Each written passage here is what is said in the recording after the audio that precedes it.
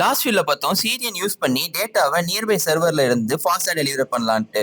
ஆனா இங்க ஒரு டவுட் வரலாம். பெரிய அப்ளிகேஷன்ஸ் எல்லாம் எப்படி மேனேஜ் பண்ணுவாங்க? இது கோட் ஃபார் ஜப்ரோ series day 22. What are micro services and why are they used? Example, நீங்க ஒரு பெரிய ஆப் எடுத்துக்கோங்க, லைக் இன்ஸ்டாகிராம் இல்ல அமேசான்.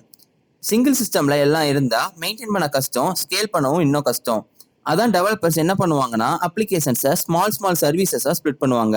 அதுதான் மைக்ரோ சர்வீசஸ். சிம்பிளா சொல்லணும்னா ஈச் சர்வீஸ் ஸ்பெசிஃபிக் ஜாப் தான் பண்ணும். எக்ஸாம்பிளுக்கு, ஒரு சர்வீஸ் யூசர் ஹேண்டில் பண்ணும், இன்னொரு சர்வீஸ் பேமெண்ட்ஸ், இன்னொரு சர்வீஸ் நோட்டிஃபிகேஷன்.